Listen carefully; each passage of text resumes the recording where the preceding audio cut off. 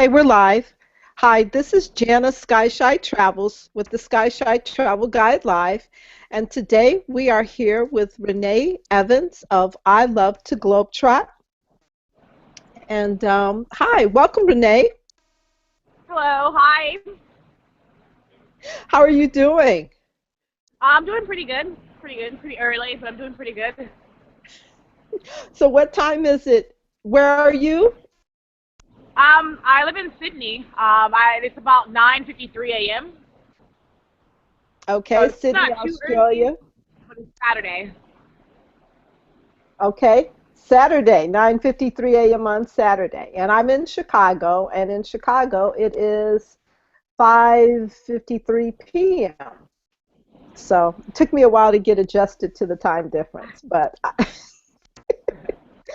we were trying to coordinate this, and I could not figure out the time zone. So Well, we just changed our time. Like we went forward an hour last Sunday, so that also changed things. okay. Yeah. So tell everybody a little bit about yourself. So I've been traveling since 2009. When I first started traveling, I went to Seoul, South Korea. I was teaching there for about 3.5 years.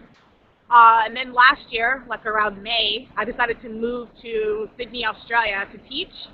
And so I actually went back to the States, finished my teaching certification test, and I moved to Australia in September of 2013. Wonderful. Well, congratulations. Thank you. Yeah. So, also tell people about I Love to Globetrot. So I Love the Globetrot was born in 2019 with me and Nicole Brewer. We decided that we really wanted to increase traveling among not just minorities, but like among young people our age. And so at that time, we were both living in Busan, South Korea.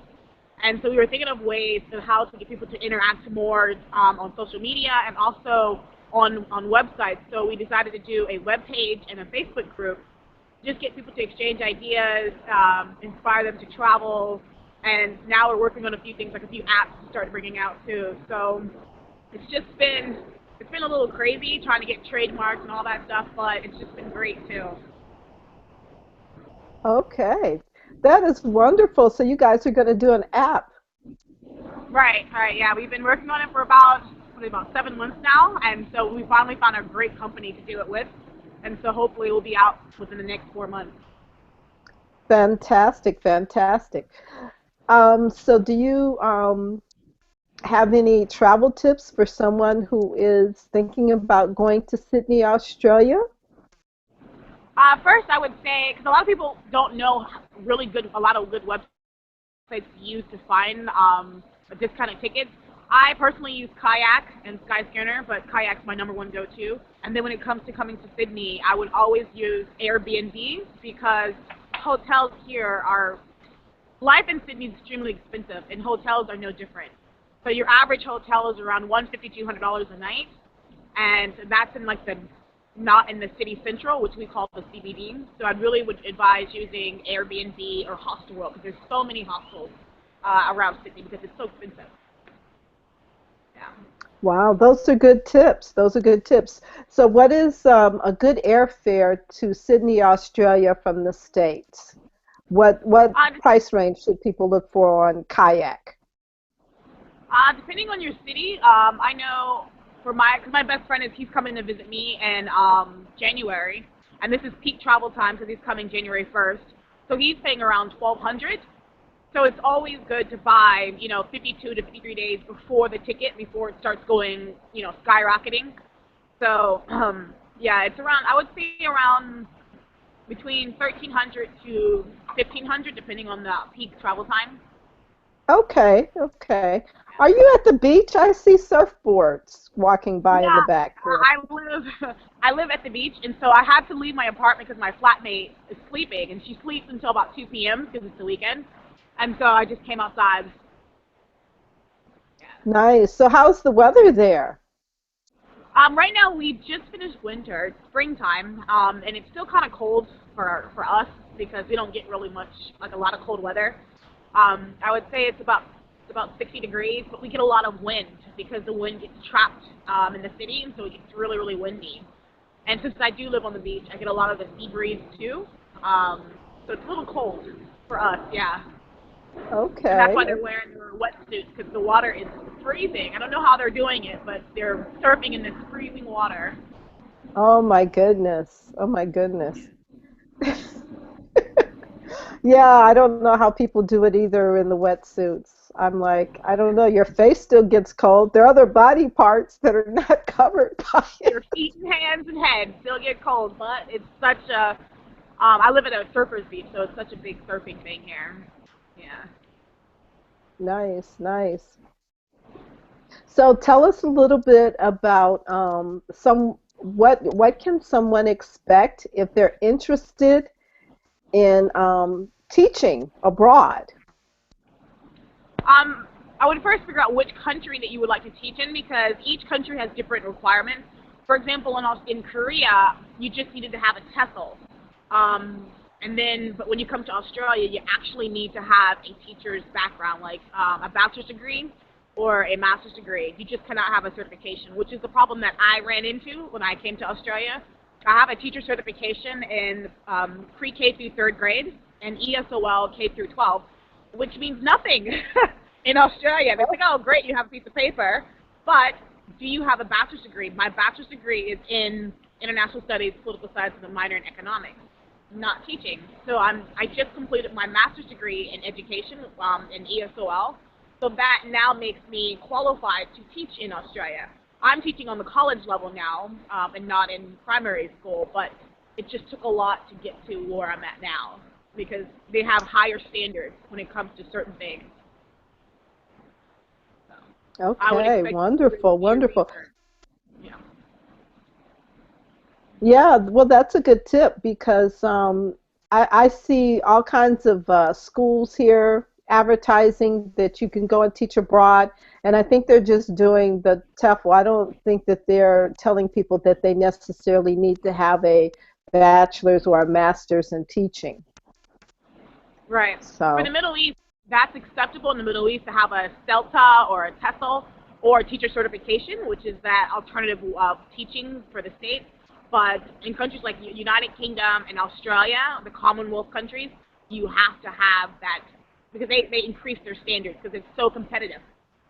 It's really competitive actually to teach in primary or secondary school, so they have to increase their standards. okay, and what subject are you teaching? What courses are you teaching at the So college I level in Sydney? So college is different than our term in the United States. So in the United States, college is a four-year degree. Here, it's considered like an associate's degree. And so I teach what you call a diploma course. And so a diploma course means you come to us for a year and we teach you a trade skill. So I teach diploma of management and diploma of business, and also I also teach diploma of early childhood education. So I have a set amount of curriculum and different types of content that I have to deliver online, and then my students send me their assessment for whatever assessment is for each unit, and then I grade it and give them advice. And sometimes they can choose to come inside the school and we can do one-on-one, or they can choose to stay online. This is an online college. Awesome. Yeah. That's really interesting. It's good to know that those opportunities exist. An It's online college. it's the way of the world now. Like everybody's going online. Like even before I decided to settle in Australia, I was looking at schools in Florida, online primary schools. So I'm not really 100% for online primary schools because if you lose that interaction, which helps with your cognitive growth as a child. But that's just a way for homeschoolers to do it if they don't want to be in that setting with the other students and stuff like that. So there's other opportunities for different types of learners, which is great. And so that's why I'm happy with the online college because I can choose to grade anywhere in the world if I choose to travel. So I can always access my internet and then use that for my grading. So great. Well, I think our viewers are going to be excited to find out that there's another location independent career teaching. I mean, I thought teaching was still pretty much to the classroom. I never considered that around the world that it's changing that way too. So that's a good tip. It really Yeah. is. And so, how many hours are you spending on the internet? I guess teaching your students or doing the coursework or grading their lessons. So we have a required set amount of hours, so we have to be online at least 24 hours within that week. So I can choose, I have to send out a message to the student saying this is my set office hours time. If you have anything to speak about during these office hours times, I'm here at the school at this time, and you can contact me online at this time. But I have to grade all of their assessments within a timely period. So between 2 to 3 days, when someone submits me something, I have to grade it and get it back to them with some type of advice or feedback on it. Okay, so when you came back to the States to get your master's, you said in education, did you do that in person or online? When I came back to the States, I actually did what's called Teacher Ready program, which is associated with the University of Western Florida. And so that basically, it's delivered online, and that's a graduate level teacher certification course. So I finished all those units, had to do in-classroom teaching in Miami because that's where I chose to do my in-classroom teaching. And after that, I had to take state-mandated tests for the state of Florida. And then after that, I came to Australia. But at the same time, during all of that, I was doing American Public University, a Master's of Education English Language Learner. So I was doing 2 schools at one time. So it was kind of hectic and frustrating. But now that all that's over, it's great. Why did you choose to do it that way? Why would not 1 degree suffice? Um, because a certification, even if I were to stay in the States, a certification is only just a teacher certification to let you work in the schools. Because I was not a certified teacher before, and so before I started my certification, I was doing my master's degree in education, but it didn't give me the right to teach. It gave me the right to say, oh, I have a master's in education, but not the right to teach because I was abroad in Korea when I started my master's degree. Had I been in America when I started my master's degree, I could have done an in-classroom portion, which would allow me to then do my student teaching. So I had to get that student teaching in to be able to teach. So that's why I did these Teacher Ready. Teacher Ready allows you to do your certification to teach anywhere in the world, and I could have did it in Korea, where I could have did it in my classroom teaching, but I chose not to because I knew I was coming home. So I just came home and did it at my best friend's school in Florida, and was able to finish it that way. So there's so many opportunities if you want to teach abroad and you are not in America. You have all these alternative paths, which I chose to use. Okay, so is is is it financially beneficial, I guess, to get a master's and then to go and teach abroad? Does the education pay for itself with salaries Uh, overseas? because I live in Australia, it's a higher salary either way. But if you were to say get your master's degree and go to UAE, yes, it does. Because the master's degree I got was $11,000 for a year and a half. Because it's cheaper. If you do your research, you can find a good affordable university. And there's another school that was cheaper than that, but they didn't have the subject that I needed. So I wouldn't say go all out for the higher price master's because at the end of the day, as long as you have the degree, the name really does not matter too much unless you're going to like Princeton or Harvard. Okay, okay. Well, that's good to know. So what are teacher salaries then in Australia? In the primary school, you start at 60,000. That's your starting salary. But when you teach on the college level, like the trainer and assessor level, you're starting at 70. But then For again, 20 hours a week? well, because I'm con- education is valued here as a teacher. I mean, and when you're coming out of college, you're making this money. So Australia pays for experience. So the more experience you have, the more money that you make. So if I'm in this field for, let's say, 5 years, like one of my coworkers, she's making $82,000 because she's been in the field for 5 years. At the same time, cost of living, I pay a lot of money for where I live. I live in an apartment that is on the beach, but I have only a room, not the whole apartment, and I pay $11.20 a month, and you pay biweekly in this. I mean, you pay fortnightly in this country. So every 2 weeks you pay your rent. So I'm paying $560 every 2 weeks. So it's all relative, you know, when it comes to your salaries and stuff. But then again, I also get pension. My job matches my pension, my superannuation, which is what you call their pension here. So I pay 100, my job pays 100, and then if I choose to leave this country and not be a citizen, then I get all of that back and take it with me. So it's a nice little nest egg. That is wonderful. Those are great benefits.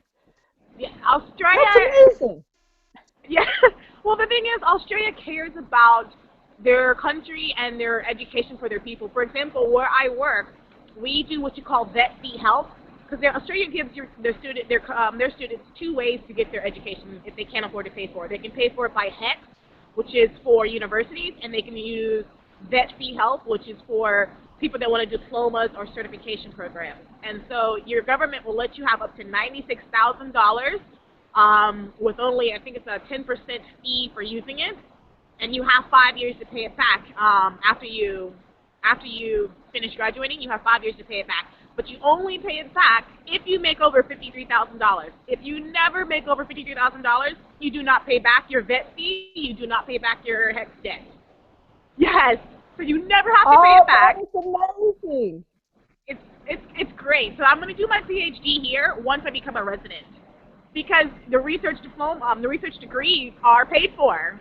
If you choose to do a research degree, you can apply and they'll pay for it because they want to have that research in country. So I can get a PhD for free.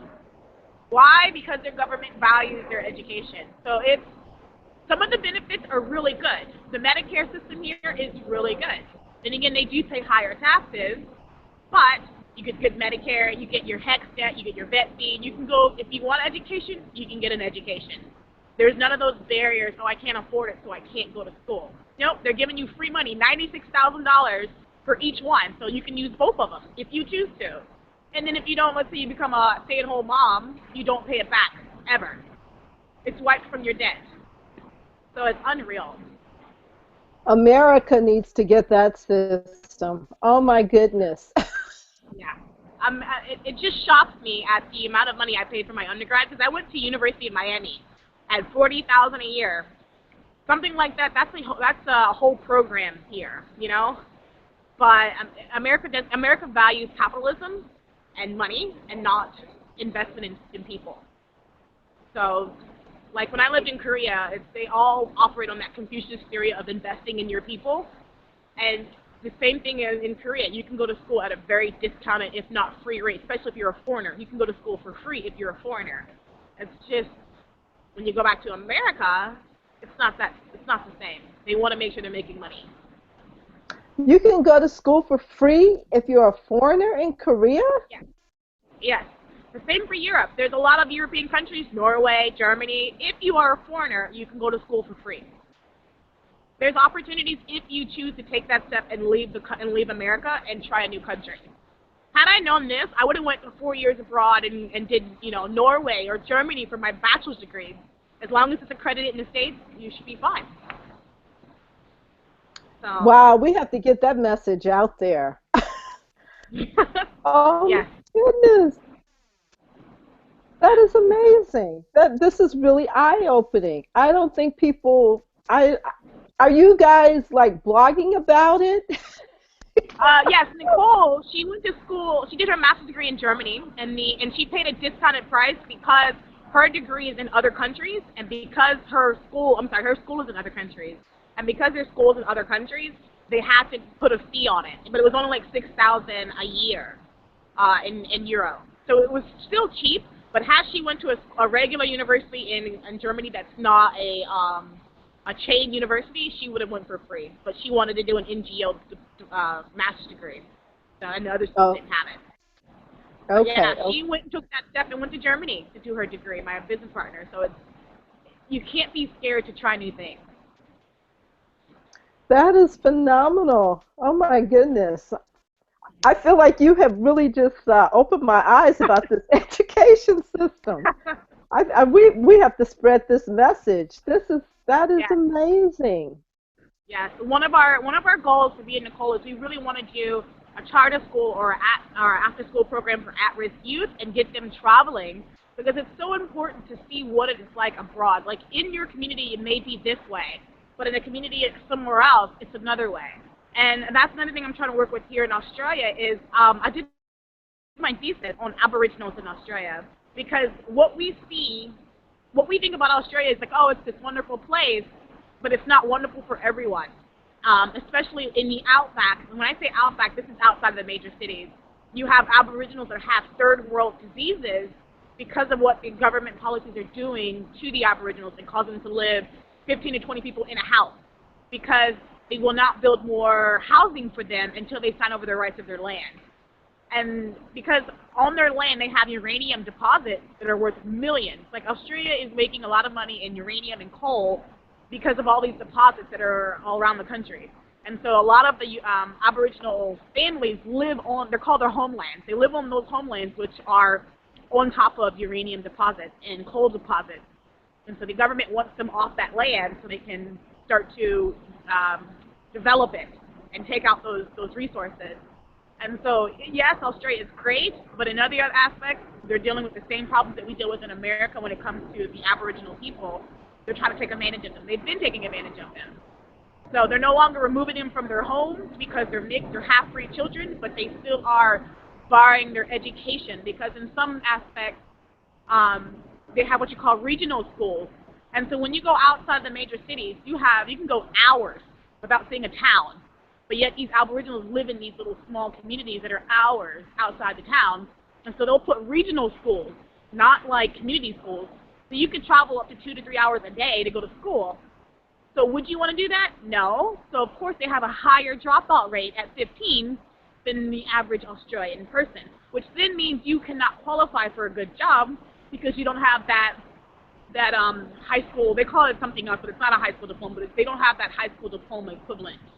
So it's like they're set up for failure almost. And so I really want to work with the Aboriginal community here and with our Black youth in the States because we're at a disadvantage, but to a certain extent. And we need to start voicing and becoming more active about this disadvantage.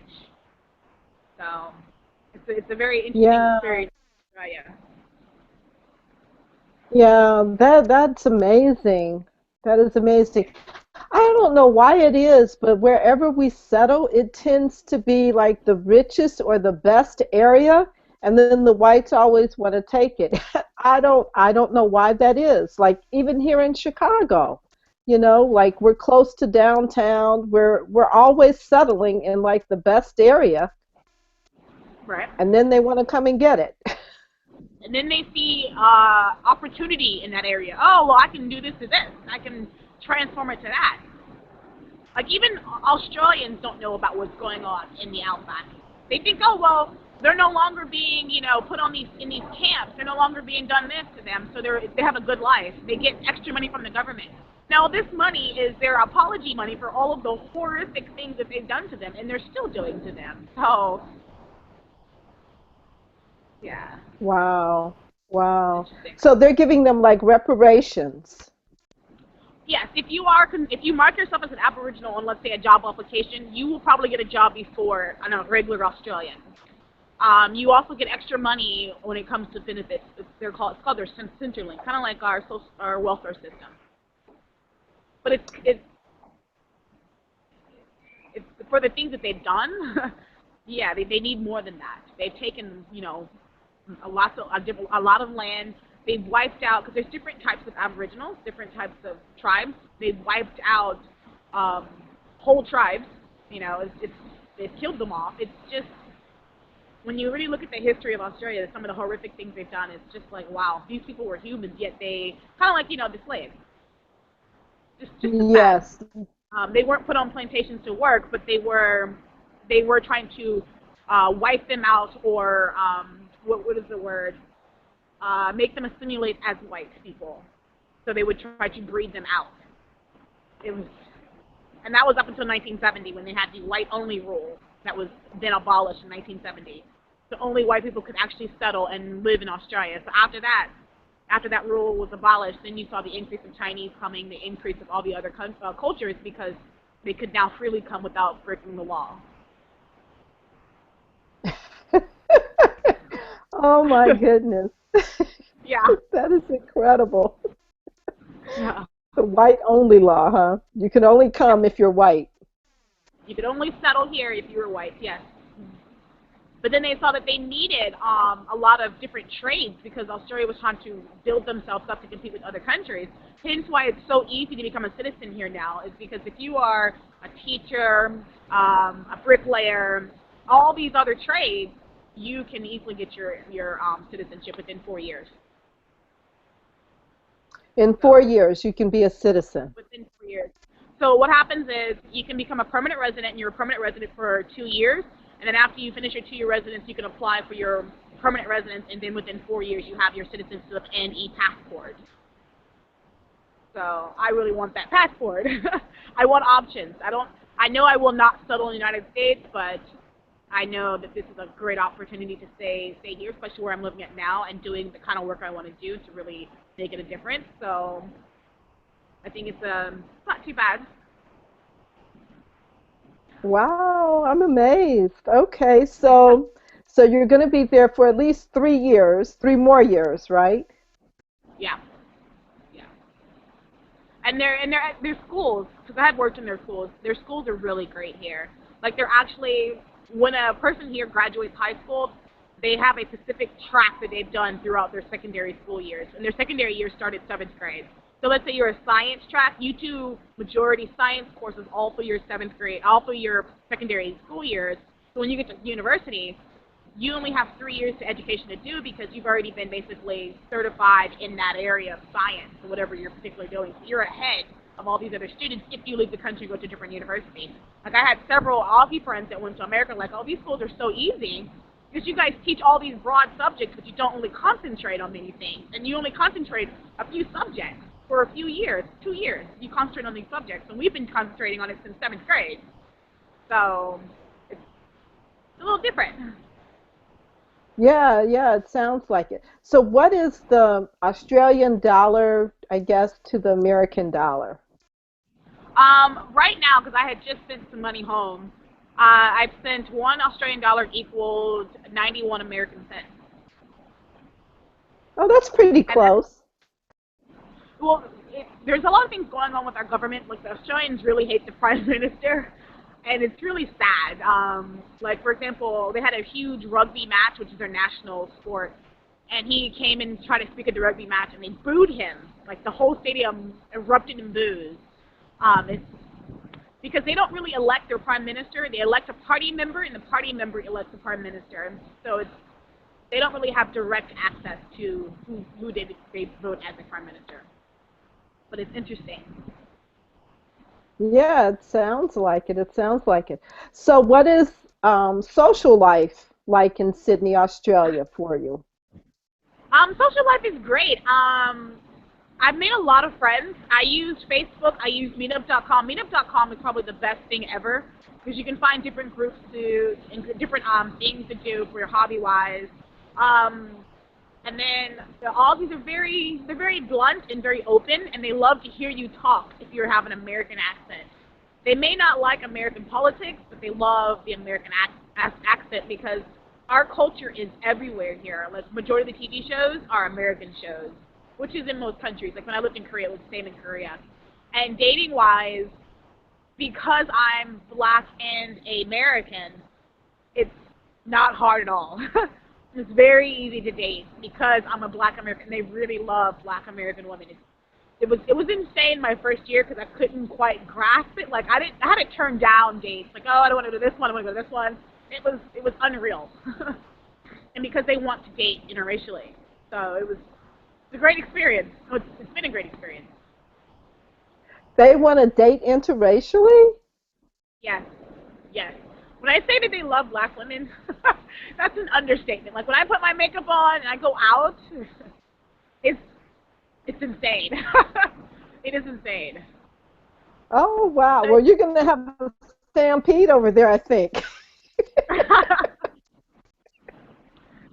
because they always wanted, oh, I always wanted to meet a black woman, and you're an American. Because where I live in eastern Sydney, In Western Sydney, there are Africans, there are refugees, a lot of Sudanese refugees out there, but they don't tend to come to the city, because when I say the city, we call that the central business district. That's where all the business and stuff goes down, and so if we want to go to the city and party, that's where we all go. Or if we want to come to the eastern suburbs, which is the beaches, not many black people live in this area, so it's like I'm a novelty, which I don't mind. My flatmate, she's also American, but she's white American, and she also gets it too. When we start talking, people literally stop and look at us like, you're both American and you both live here? Are you visiting? No, we live here. We're not tourists. Yeah, so it's pretty great. Amazing, amazing. Oh my goodness. So have you had many visitors? Friends, family? Well, my mother was supposed to come out last year, but my uncle was actually diagnosed with cancer, and so she spent all last year really helping my uncle with cancer. He's now well. He went vegan, so now he does no longer have cancer anymore. He was in a hospice. He's out of the hospice, and so it just proves, being a Oh, vegan really helps. Yes, he went green, no processed food. He also looked at the chemicals he was applying on himself, like soaps and lotions and stuff like that, and so they could no longer find the cancer. So my mom will be coming out here hopefully this year. My best friend, I have two best friends. My male best friend is coming out in January. He's going to be out here for 10 days, and so we'll go to New Zealand together. So, yeah, but not many people because it's so far. They're like, oh, because it's literally, when I came, I had to go Charlotte to New York to Los Angeles to Sydney. That was 34 hours, unless you're in the, Los Angeles area where it's a direct flight. Other than that, you have to do all these connections, and it's 15 hours from Los Angeles to Sydney. So 15 straight hours. wow, that's a lot. That is a huge journey. Yeah, I could see that would be for 34 hours. Yeah. Man.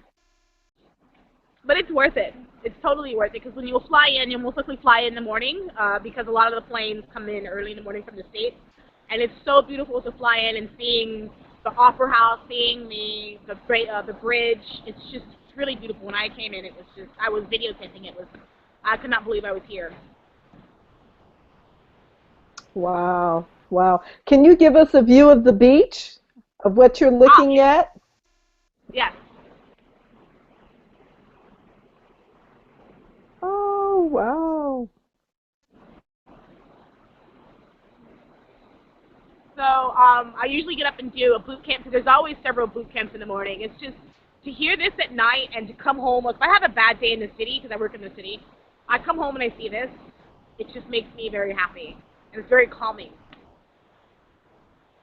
Oh, great. It's beautiful. It's beautiful. The beaches here. I used to live in Miami, Yeah. so the beaches in Miami are flat, just sand. You have all the. There's not many. We don't really do the whole beach huts and stuff like they do there. Here, they're actually in the water because in Miami you don't get in the water. You're there to look cute, but it's very active in the water here. That's funny. So in Miami, you're there to look cute. Yes. So like my Aussie friend, she's like, why don't you guys swim? And I was like, well, first of all, black people don't swim really. And then second of all, you're there to be cute because you're all looking at who's who on the beach. So you won't find many people in the water. She's like, well, they weren't swimming, so I didn't swim. I was like, you missed your opportunity. The water is great in Miami. Should have swam. But here, it's a very active. They're very active Australians. So they have, bushwalking, which is like walking in the woods. They have all these different type of water sports. It's just really nice. So are you planning to travel from Australia to visit, say, what's nearby? I'm trying to Thailand. Thailand is close, isn't it? The, the closest country to us, major country, because they're smaller little islands, is New Zealand. That's 3 hours. But if I want to go beyond New Zealand, the closest one is Bali or Indonesia, and that's 8 hours.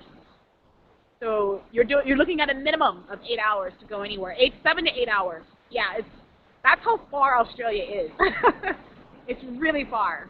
Thailand's like 13 or 12 hours. Wow, Yeah. that's almost like going back to the States. Yes. When I lived in Seoul, I was 12 hours from Seoul to Detroit. And so to think about how far that it is, we're just so far down. You are really isolated. You want to come here, you really have to want to come here. It's not a short trip. No, not at all. Not at 34 hours. Oh my goodness. So what would you like to see, I guess, for your I Love to Globetrot group? I really want to see more like minorities very interested into traveling. I really want to start making that impression. Like most of my friends in the States, they don't see the point in traveling. So I want to see them really getting more connected on the internet and seeing all these wonderful places. And I really want to see the exchange with these lower income at-risk youth students. Like I really want to see that happening too, like exchange abroad. So that would be awesome to bring them out here or bring them in another country and just see how it is. So it's a lot of work. Yeah, I think we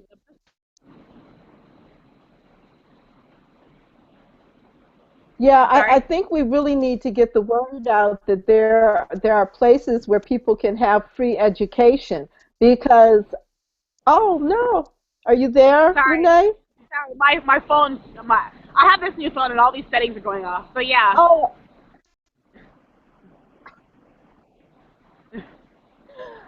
I think we really need to create a synergy to get the word out that there's free education for Americans abroad, that foreigners can go and study for free in other countries. And I would just love to see more writings about that, put in Ebony and Jet and HuffPost, and I mean, it just needs to be blasted everywhere because it's amazing, truly Germany amazing. I'm impressed. Germany specifically made this announcement for American passports. You can come here to study. Germany specifically put that out for American passports, and for them to sit there and select just this country, America, it should scare us or scare American universities because they want to compete with you. They want you to come to our country, spend your money in our country, develop our economy because you want to be too expensive. So I think American universities pretty soon should start to worry and start to lower their costs. But okay, so being black in Germany, what was that experience? Well, for Nicole, Did she you? did Oh not have no, any problems. Nicole. Yeah, my flatmate Okay, Nicole, she loved it. She had, I think, it was one isolated incident, but other than that, because Germany also has American military bases, there's a few large military bases there, so that does help. But did she still get stares? Yeah, that's very natural that she did get that, but she didn't have any problems. Did not have any problems in Germany, and she was in a small city in Germany, not a major city. okay. She was in a small city. Well, that would be a different experience than being in, say, Berlin or Frankfurt or Cologne. So yeah. And they're more international Ma- cities, these larger cities. So for her to be in a small city and not many problems, then because actually I've not experienced any racism in Australia. Like you hear about it, oh, it's very racist, it's very this. For me personally, I have not experienced negative racism here. Now, when I go back home, if my family lives in North Carolina, then yes, I do experience problems, and that's sad. That's my home country. Here, I can really say I've not had any negative problems with being black. I've actually gotten things for being black. Oh, you're Black American. We love your country. We love your music. We love you. But when I go home, I get this negative thing, and I don't want to go back to that. Like hearing the news of what's going on to our black people in America, it makes me very upset, and it puts me back as if like we've been set back time. And and maybe part of that's our fault because we are lacking the education. But the other part is they're not ready to change. America, the majority is not ready to change and really bring and see the country thrive because they're putting our whole country back because they're not ready for change. So I want to be somewhere else that's trying to somewhat change. Australia needs to work on their Aboriginal people, but they're it's not like it is at home, and that's sad. Yes, yes. Well, we're going through a social media revolution, Yes. and and so in the I mean, there's not a lot of bloodshed other than the police killing us every day, which they've been doing for a long time. I mean, Yeah. but it's not like there's blood being shed. You know, it's more of a social media revolution, and people are coming from Russia and Israel and Turkey, going to Ferguson to protest, and it's just amazing. It is astounding, Hmm. astounding. And you would think in these other countries that, oh, it's worse off than there, and why should they be supporting us? But it's just funny how we are this big modern advanced country, yet we're still experiencing these ignorant race problems. We are too much. I mean, it but it's changing. It is changing because the man, I forgot the man who killed Jordan Davis. He was sentenced to life in prison, and had not Ferguson happened, he would have walked scot free. So there I are saw that changes. this morning. Yeah, He was the yeah. one with the So loud music, right? The loud music situation in northern Florida. yes, Yeah. so that's encouraging. You know, Right. it is. Right. It is. And this time it's a revolution that's being spread around the world because even like people in Paris are walking with I am Mike Brown signs. You know, Africans Oh, are that's great. walking with those signs. So it's a difference. Yeah, and then America should be embarrassed that this is this image that we see on the world scene is because we are ignorant. We're killing unarmed black people, and it's not because they were thugs. It's not because he was doing anything wrong, besides jaywalking. So yeah, we should be embarrassed. Yes, yes. And I mean, they're arresting fathers in front of their children while they're taking them to school and tasering father. I mean, it's completely out of control. I saw a story in Texas where a lady was pulled over because they gave the false identity for a car, like it was the wrong color car and everything. She was pulled over, booked, and arrested. And they looked in the car, they saw that she had a small child in the car. But somebody had called in, and the officer interpreted the wrong color and pulled over her car, totally different color. So it's just like, oh, wow. Yeah. But then you have our school systems that are trying to take out our history, like in Texas and in Tennessee, where they want to change what slavery was, when it happened, and all that stuff. These conservative, political groups want to hide what really happened. So it's just if we can't count on our schools to teach it, we have to make sure that we're actually teaching it as people. Yeah, yeah. I agree with you. I mean, history has never been told truthfully. No. Never ever. Yeah. So hopefully we'll be able to make a change with that as well. So, but I think the movies like 12 Years a Slave, as long as they continue to make the movies and the young people go to see them, they might not be reading it in books, but they'll certainly, hear about a movie or go see a movie. I was on a date with somebody here, a white guy. He was like, "Oh, I saw 12 Years a Slave. I'm sorry." And he's Australian. I'm like, "Why are you sorry?" He was like, "They're still my people." So it's like these movies are popular all over the world. Amazing. So what TV shows are popular there? Do you guys get Scandal? Scandal is popular, but it's not as popular as in the state. What is popular is like old shows like Seinfeld, Friends. These old shows are very, very popular. Game of Thrones. They are in love with Game of Thrones here. What else? Dexter was pretty big. Um, but these reality shows, like Housewives, Atlanta Housewives is big here because they play it here. Beverly Hills Housewives because they're obsessed with this culture of having all of that money because houses here are not like that. Houses and the way you spend money is not the same as it is back at home. So, and they're intrigued with that. They're like, oh my gosh, this is what your regular property looks like. No, it's not our regular property, but we do have a lot of space, and so we can afford that.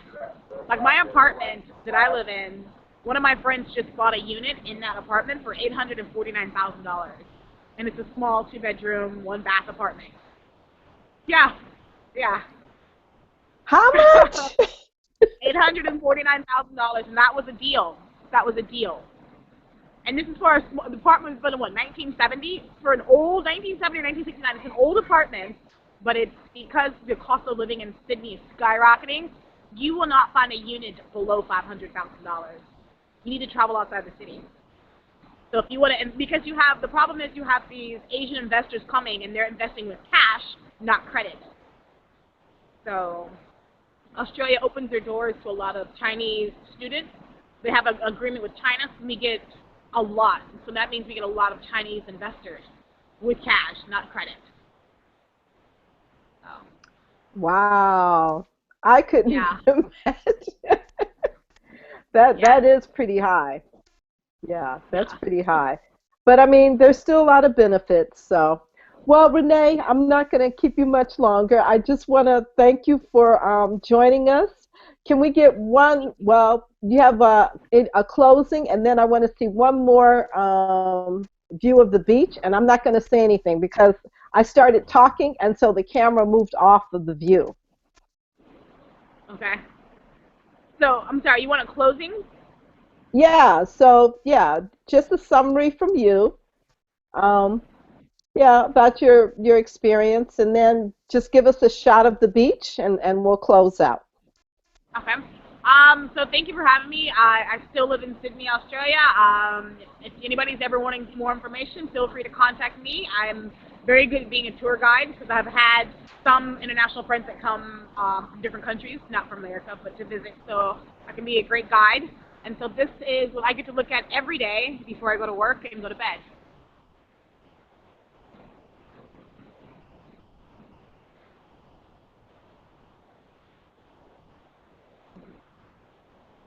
Thank you, Renee. And they can contact you where?